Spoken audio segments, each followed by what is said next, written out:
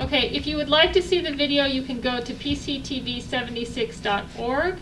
If you go to watch now, there's a live button and you can see the video. Otherwise, you hopefully are hearing us via Zoom. Apologies all the way around. We've got some sort of video problem and are not clear what it is. So, first thing on our agenda is our good friends at Sustainable Westchester. Welcome. Do you, Nicole, want to introduce this? Yes, I'm very pleased to introduce Claire Kokoska, who's here to speak to us tonight about two exciting programs. One is Community Solar, which we're looking at to join as a municipality, and we're also, the Climate Smart Community of Pleasantville is preparing two campaigns, one for Community Solar, which will be a community-wide campaign, and another for a program called Grid Rewards, which Claire will be talking to us about. Great. Thanks, Claire. Thank you. Welcome, Claire. Thank you. So I'm going to share my screen, and we'll get going. So that worked fine. We're seeing it on Zoom. It did. Let me know if there's any issues with hearing me. I want to make sure everyone can get the audio from here. But I'm Claire Kokoska. I'm the manager of solar programs at Sustainable Westchester, and I'm actually here with our director of solar programs, Leo Wiegman, behind me. We're really happy to be here and to have been invited to work with the Village of Pleasantville on a couple of really exciting opportunities to utilize community solar and grid rewards, which are two programs that help support renewable energy and grid efficiency. And I always like to go back to the whole reason why we're doing all of this in the first place. New York has some of the most aggressive climate goals in the country for good reason. We all can just feel in the climate it's changing and there's more flooding. We need to make some pretty drastic changes pretty quickly. And New York State has set as a goal to reach 70% renewable electricity by 2030, or excuse me, renewable energy by 2030. And we're only at 28%, so there's a pretty far way to go. And zero emissions by 2040, another pretty lofty goal. So it's imperative that we do everything we can to get there. And what we do at Sustainable Westchester is we work with our 45 municipal members. There's 44 municipalities in Westchester that we work with, and the 45th is Westchester County itself. And of course that includes the village, which we're really happy to be working with on these two really exciting initiatives. The first is a joint clean energy community campaign, which is, I'll talk about in a moment, but that's a great chance to earn some grant funding for the village and increase participation in the two programs that I'll talk about in a couple of minutes, Community Solar and Grid Rewards. And they work really well together to provide cost savings to participants and to help educate you on your electricity use. And the second opportunity that we're going to talk about is municipal community solar, which is essentially enrolling the Village of Pleasantville's eligible meters to community solar and provide thousands of dollars of savings each year. So, community solar is one of our big programs, and like I said, I manage that program myself. It's a little bit different than the solar that a lot of you are familiar with. Instead of going around home by home installing solar panels on one home at a time, we recognize and have come up against the barrier that it's really hard to install solar panels on your home or your business. There might be a tree in the way that's shading it. You might not have the financing for it. Your roof might need a repair in a couple of years. So for a lot of reasons, 90% of the people who are even interested in solar can't install it on their property. So community solar was the solution to this, and we launched our program in 2018. And the way it works is there is a solar farm located on a commercial rooftop typically, and we have a number of solar farms all across Westchester County that we would be able to sign people up to, or the village meters themselves.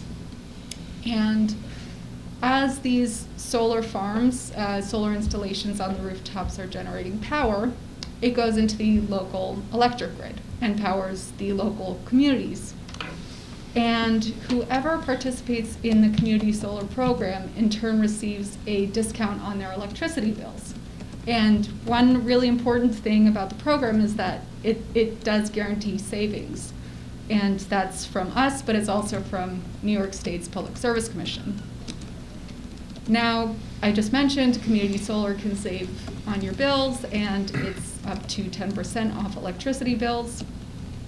There's no roof needed, so you don't have to own a home or property. You can be a renter, you can be in a townhome, you can be any kind of electric account holder.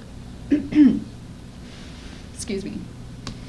It is free to join and free to cancel, compatible with any electricity supplier, and you're going a long way to support renewable energy.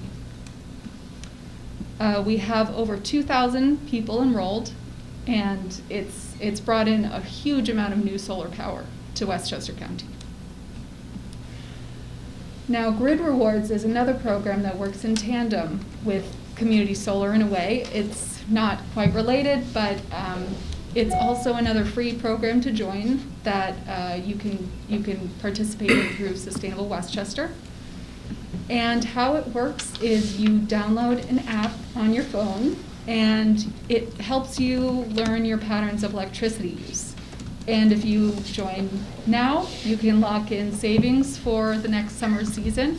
What happens is every summer season, the people that are signed up can get notifications on their phone that say, oh, try and limit your electric use for a couple hours in the next day.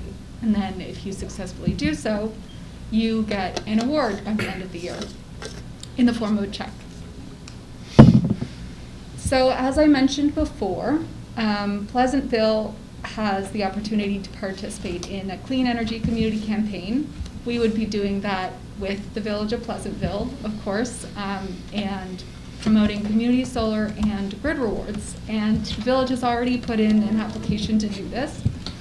And at the end of the campaign, the village will earn a grant of $5,000 and another grant of $5,000 for each campaign.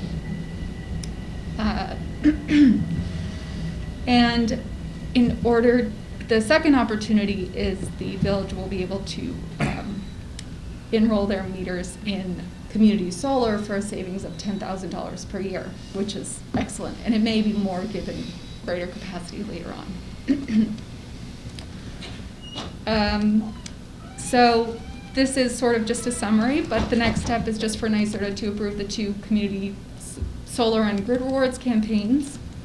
And for municipal community solar, the only thing needed is for the village to sign a standard disclosure agreement, which we provided, and we're happy to answer any questions. So that's it, and I thank you. Oh, thank you so much.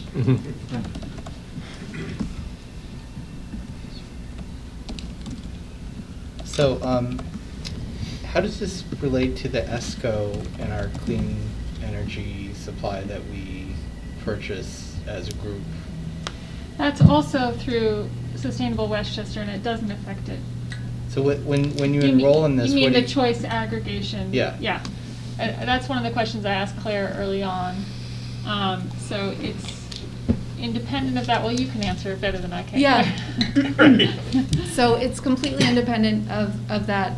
A lot of people will participate in the ESCO, which lets them receive electricity supply that's renewable from renewable energy sources. But by joining community solar on top of that, in addition, it doesn't affect your participation in an ESCO, but it just provides you an additional savings, and you can sort of double up on your support of renewable energy. so what does joining actually mean? How are we helping you by joining?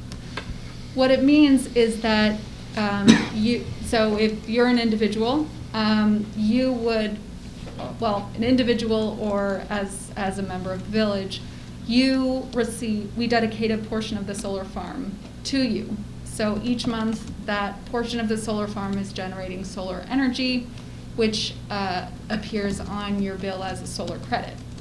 and then you pay your solar farm for that solar credit at a 10% discount later in the month, which is how the savings factors in.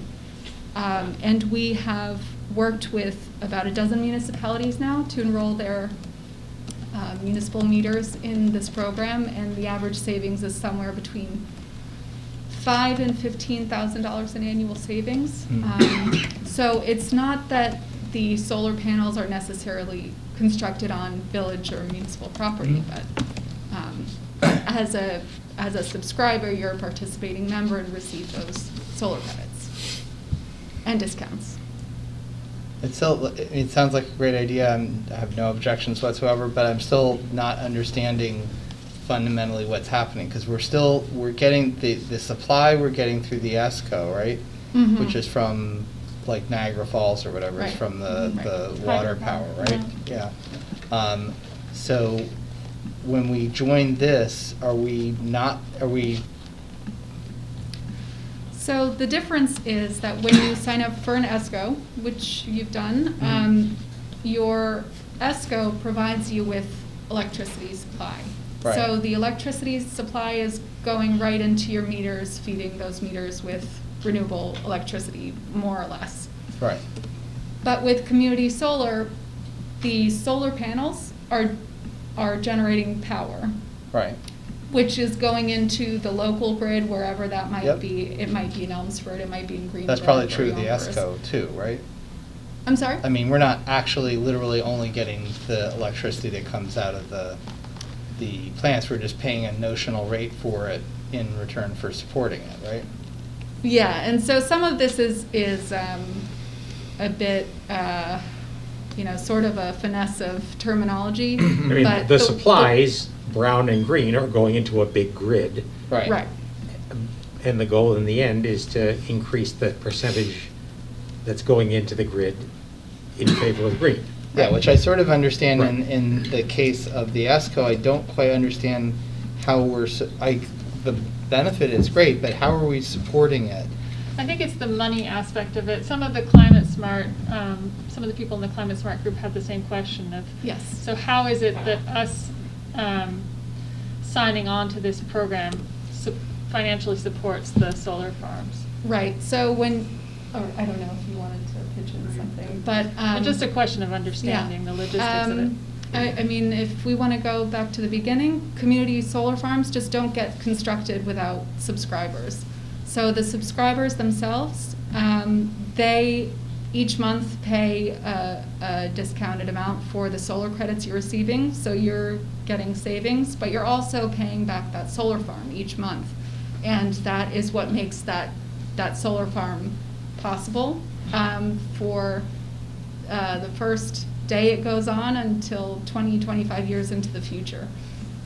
So for it's its partly a lifespan. pledge in a sense of support, and partly a portion of your bill actually goes directly to support the solar farm, is that correct? Yes, Okay. I would say so. Yeah, that was good, Fred.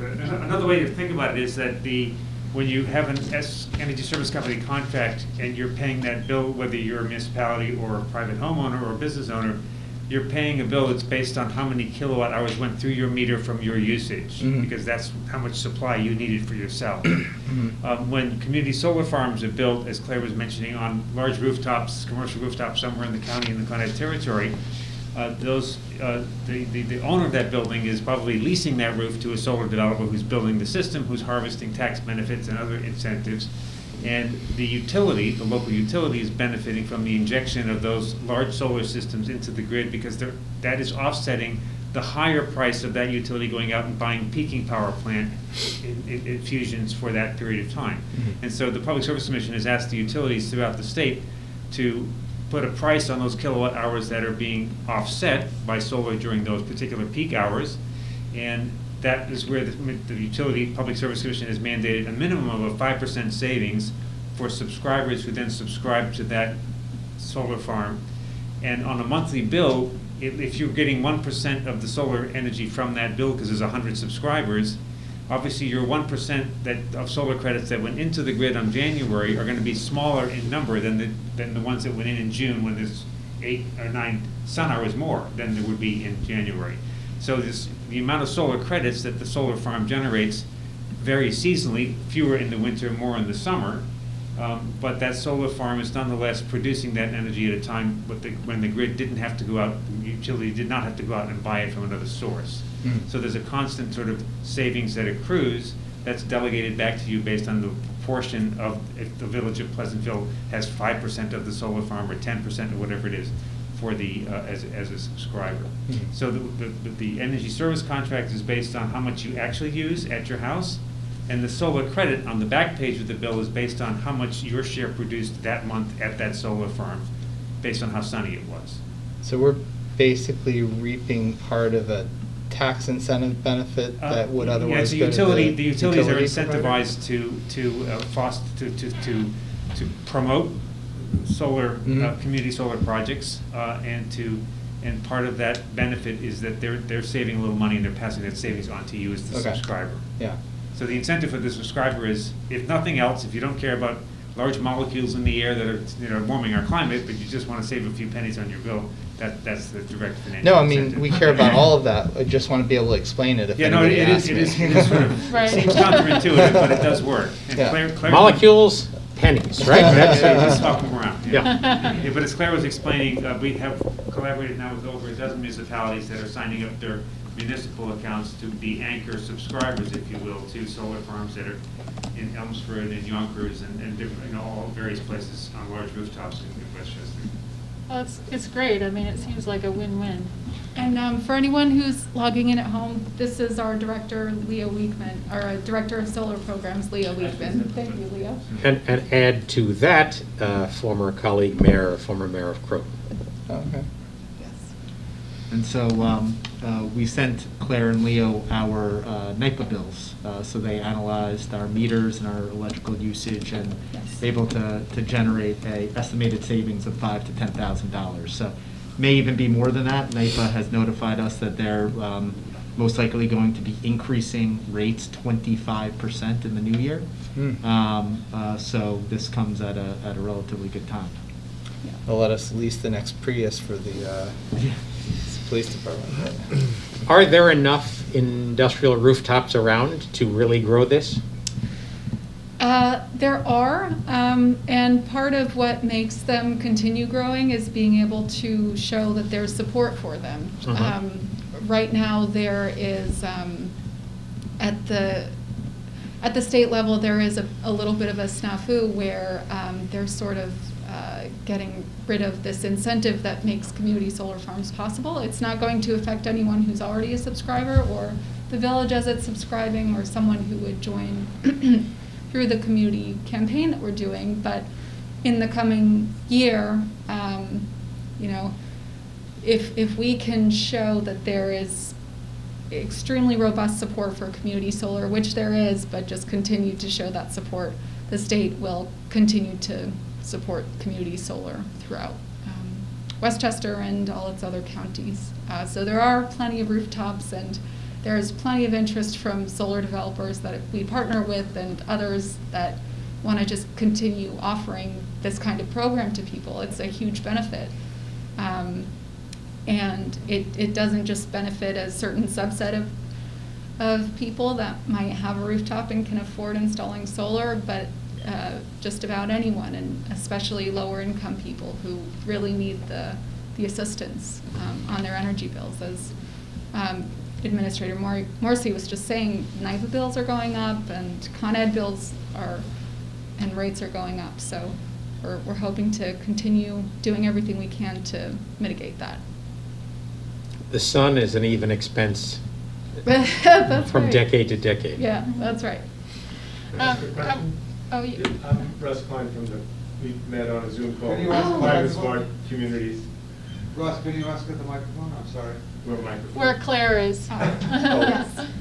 Hi, you can stay. I was just I know you're talking here about the village participating, but from the rest of the homeowners in town participating, they're all eligible to do it. And just so everyone understands, there's no separate bill to buy the solar credits, and then you get, so for argument's sake, if I get $100 of solar credits, it only cost me, say, $90, and so I'm saving $10 in my electricity bill.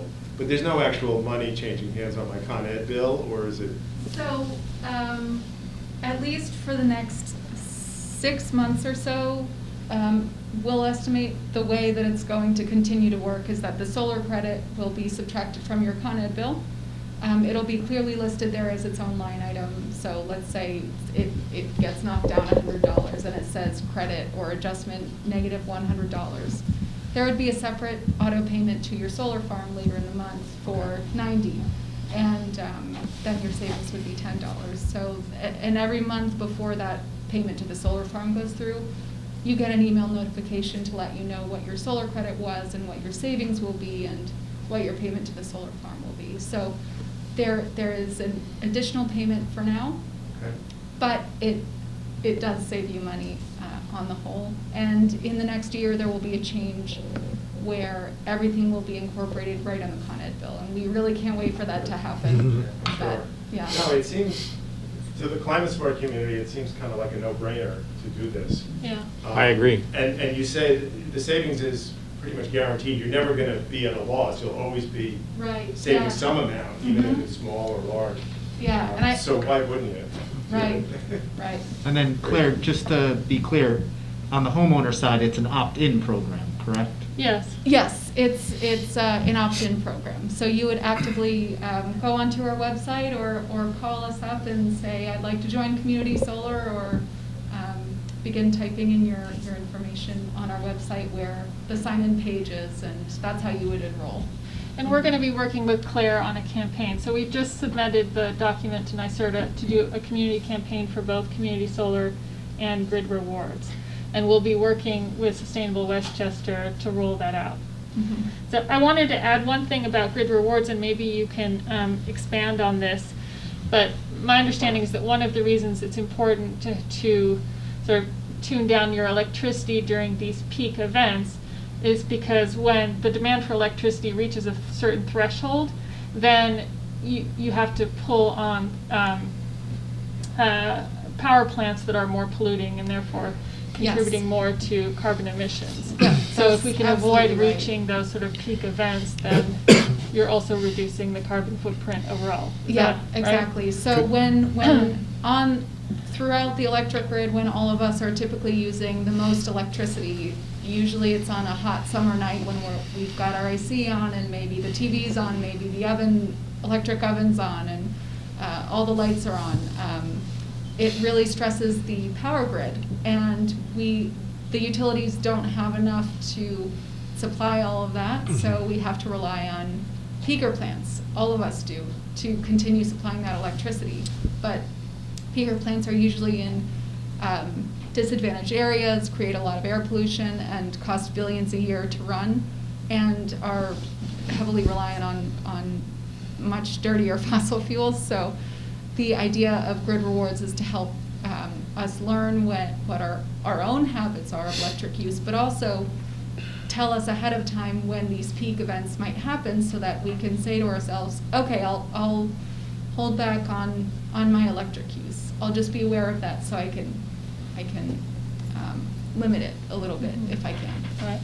And also I wanted to underline another part of your presentation, which is that each of these campaigns make us eligible for these grants through NYSERDA. Yes. We're going to be talking in a minute about another grant that we're submitting a proposal for right now. So it's a real virtuous circle that is available to us in New York State, which is amazing. Yeah, that's right. And we've worked with at least 24 municipalities to earn, so far it's about 23 grants like this. So we're continuing our work, and Pleasantville is next in line for that. So it's a total of $10,000 in grant awards for each of the sides of the campaign, for the community solar side of the campaign and for the Grid Rewards side of the campaign. And that $10,000 would go to a clean energy initiative or program or project, so that could certainly go a long way. Well, we really appreciate your help with all of this. Yeah, of course. It's terrific. I'm so glad that you're ready to go on all of this as well. Great. Oh, Michael. Well, I asked a similar thing to the last Sustainable Westchester representative. I'm curious to hear from you though about battery storage for renewables. You know, that it seems to be that's the next challenge for the conversion of our systems and our grids, and there's a lot of exciting battery storage startups right now in the United States. You know, Minnesota's a pilot project for Form Energy, which has, I just looked it up, $360 million of venture capital behind it. Mm-hmm. You know, based on the CEO who left Tesla as the head of battery storage to start this company. And I, you know, we don't have a ton of land in Westchester, but I'm wondering where we're at. A lot of Teslas. We have a lot of Teslas, that's true. I'm wondering where we're at, where you think we're at, if you could say briefly with the storage aspect of renewables. Yeah, that's a great question. And that really is kind of the next frontier for renewables. We can have all of the renewable generating sites that we want, wind, solar, hydro, but if we don't have a way to store that and use and transport that efficiently and use that in an effective way, then that's going to be sort of it's not going to be as efficient, and it's not going to get us where we want to be in terms of grid efficiency. And so we are starting to see a lot more incentives for battery storage, and over time that the cost of battery storage will continue to go down. That's a big barrier right now. But it's getting a little bit easier to push forward those projects on a large scale and on a smaller scale for homeowners or commercial property owners. Yeah. So we're excited for that. Yeah. If I could add a note, because that's a very astute question. What we are seeing is for a number of the community solar farms that are now being proposed in municipalities in Westchester, the developer is proposing to package a fairly significant energy storage component together with that solar farm. Mm-hmm. So in the future, the solar farm will drive and fill up the battery storage, and that solar system will inject, the solar/storage system will inject into the grid at the 4-hour peak window for that particular geographic location, and earn even more dollars essentially for relief, for load system relief value as the utilities view it. So we are starting to see some significant battery proposals that are coupled with storage, coupled with solar. We also hope that as the Build Back Better program unfolds, that the federal incentive that is an investment tax credit for renewable energy expands its definition so it also includes standalone energy storage as a renewable feature. Mm-hmm. Currently that's not the case, so you have to always couple solar panels with your battery to get the investment tax credit from the federal government. But going forward, we expect that may well happen and further make available sites. There may be many facilities that have a couple thousand square feet that could be turned into a little battery storage farm, if you will, where that the equivalent of 2 or 3 parking spots, let's say, or not that we want to take away parking in a village like Pleasantville, I'm not suggesting that. But where a small amount of surface area could be of a tremendous energy value to the local grid. Yeah. And so we expect in the next 12 to 18 months that the number of such proposals will rise dramatically in Westchester County. Great. I'd love to talk about that further. Thank you. Sure. Thank you, Leo. I didn't know if there were any other questions. Are there any questions from anybody on the Zoom? I'm not seeing I anybody. see no raised hands. If you guys can hear us. I think they can. So, well, You all can right. raise your hand if We you better have a move on here because we got a bunch of Yeah, other things. that's But true. thank you, Claire. Thank you, Leo. Thank you, Nicole, Russ, and the band of folks that have been involved in the Climate Smart process and focusing on all this. And a shout out to Sustainable Westchester in general, which from humble beginnings as NWEAC and SWEAC, Energy Action Coalitions have turned into an engine for great progress. And things like this wouldn't be happening without you guys, and we deeply appreciate that resource. Well, we appreciate that, Mayor Chair, but it can't happen without informed local leadership as represented in this room. So thank you. All right, I'll give you the $20 later, Leo. Thank you so much. Thank you very much. Thank you. Thank you. Oh, someone said we can hear. That's good. Okay. Is the NYSERDA grant discussion pretty quick, and then we can get to Steve, or should we jump ahead to Steve and go back to NYSERDA? What do you think? Go for it. Well, okay. Oh, I'm the one doing the NYSERDA grant? Okay. Go for it. So, so as we said previously, we have already earned a $5,000 grant from NYSERDA, and the Climate Smart Community has been meeting to discuss it. So we have now filed a proposal that proposes two actions. One is to invest in the transition from gas-powered leaf blowers to electric leaf blowers for the village. So Sustainable Westchester recently hosted a sustainable landscaping event, and our superintendent of Parks and Rec and the foreman of Parks attended. And so they have been learning quite a bit about electric landscaping equipment, you know, how the technology works, what the different brands are that are out there. They were able to test some of the equipment themselves. And so I've been in conversation with them about how they would like to invest some money. So one of the things that they're interested in doing is to set up a station on one of the trucks that would allow them to recharge batteries.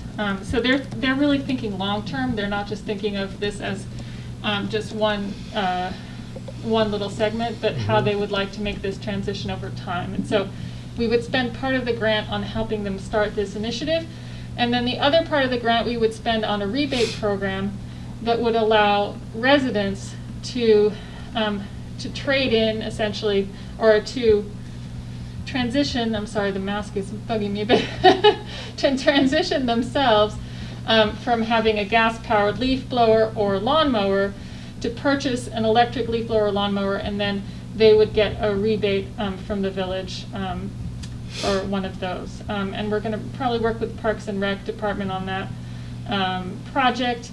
There are a couple of other municipalities, Lewisboro in particular, that are working on a similar initiative. So we've been in contact with them to find out exactly how they're doing it, so we can, you know, share information and figure out the best way for Pleasantville to do the same thing. Any questions? That's great. It's great. Okay. Good stuff. So thank you, Clara. Thank you, Leo. Thank you, Sustainable Westchester, and to all of you guys. Steve Rimkunas, are you there? I'm going to promote him to panelist.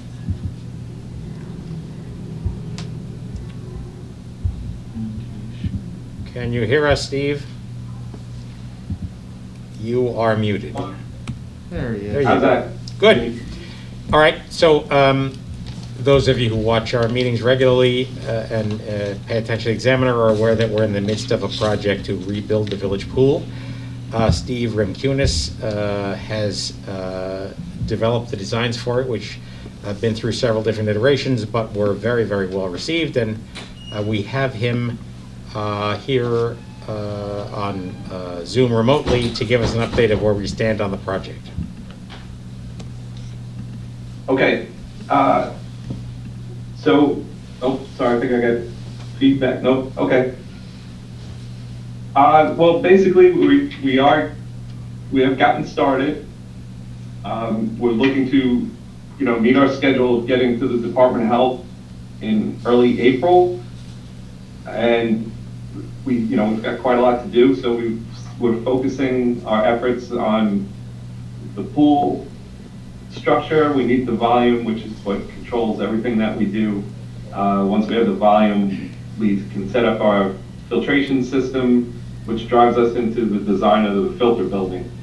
And then we'll wrap everything up with the site design on the project. So that's where we're headed.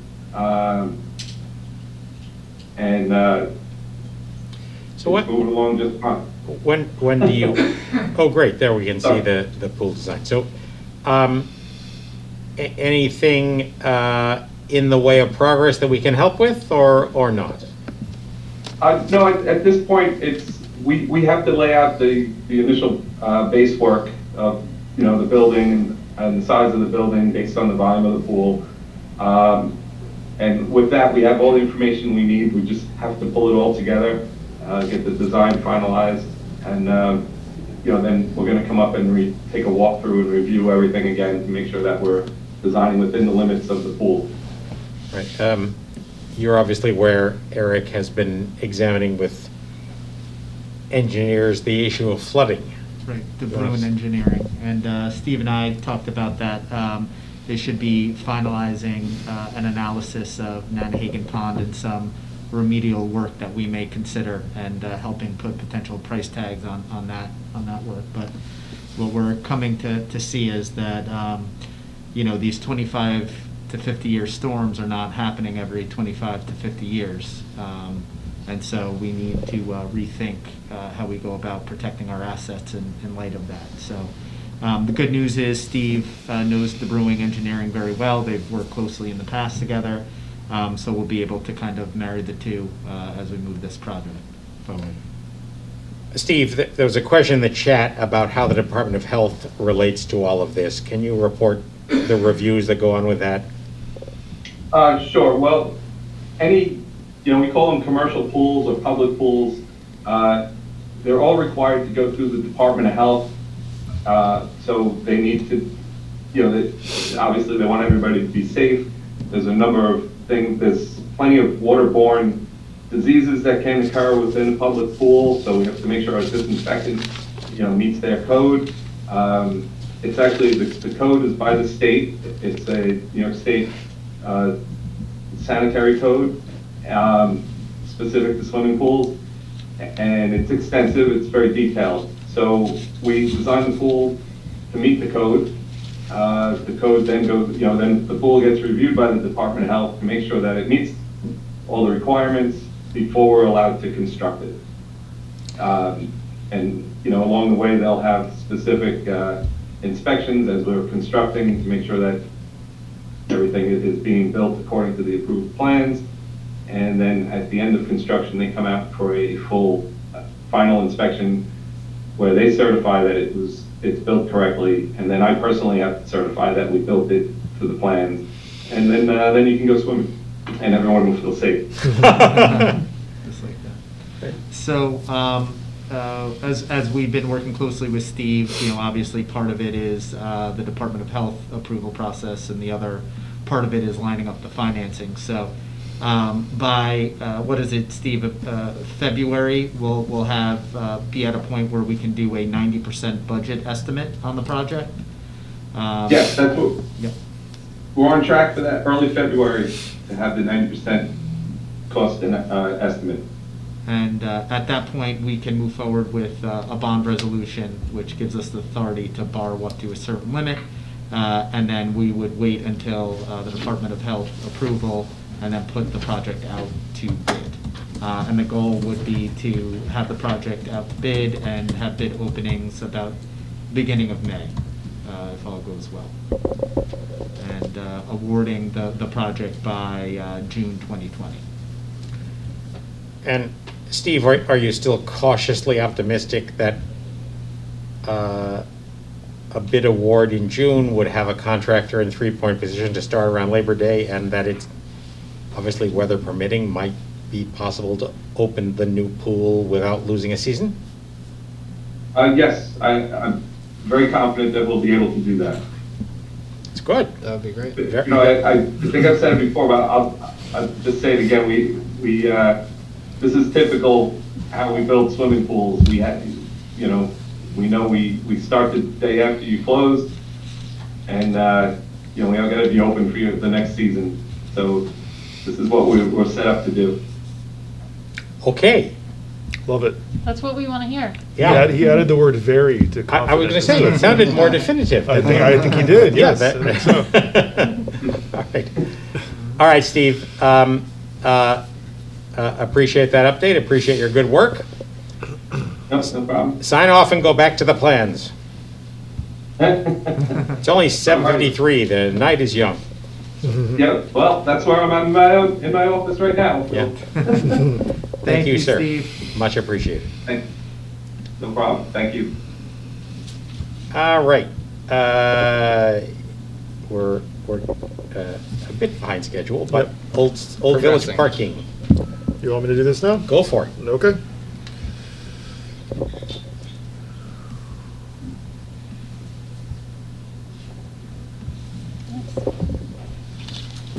All right.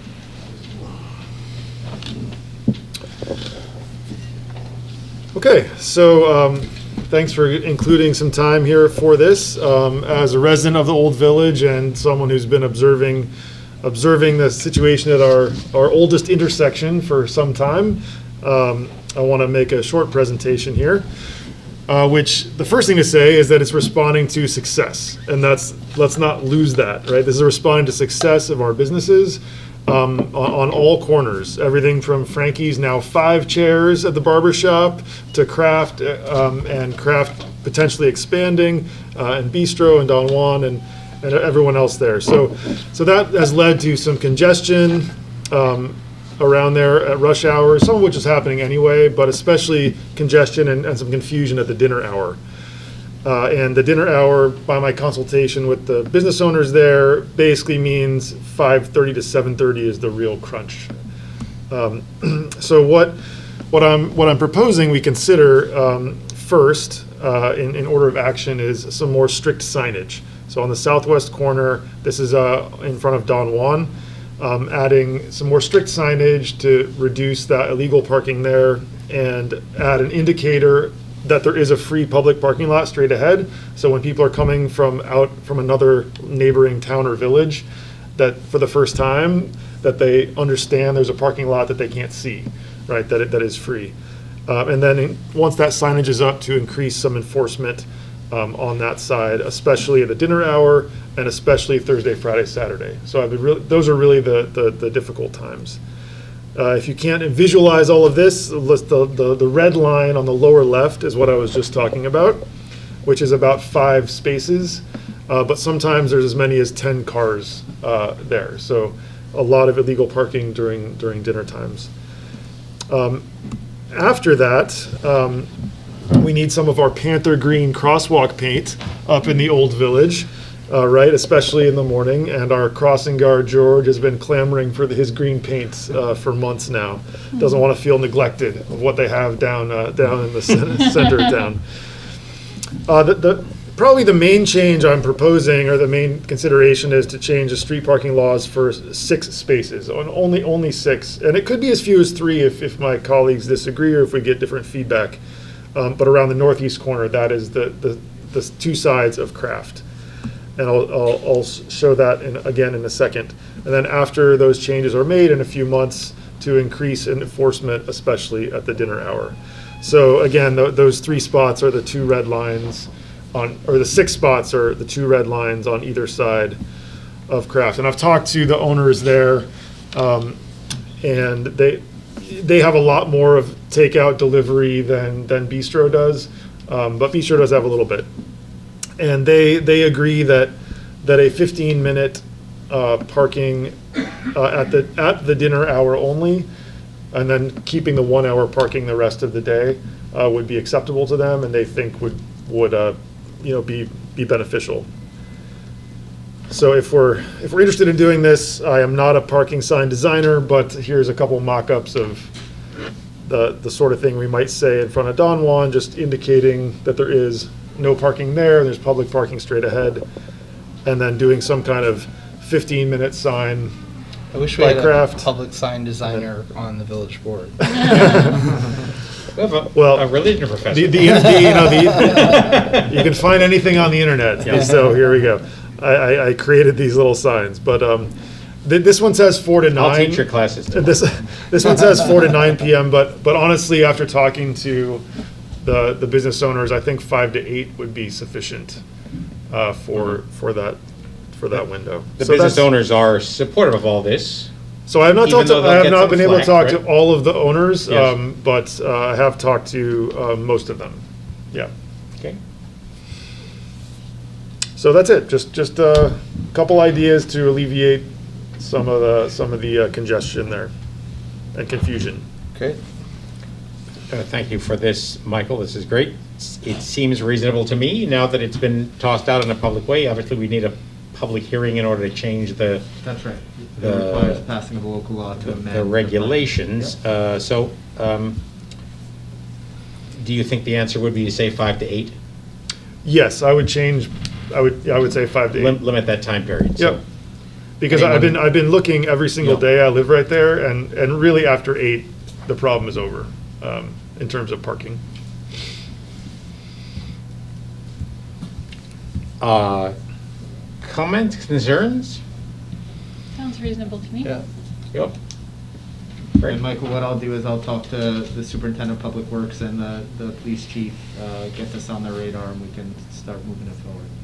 Okay, so, thank you, Michael. Sure. Much appreciated. So, all right, with that, 7:59, we've got one more item about the roof. We can do that in work session after the regular meeting. Sure. So we're gonna end our work session, and when the clock ticks to 8, momentarily, we'll start our regular meeting.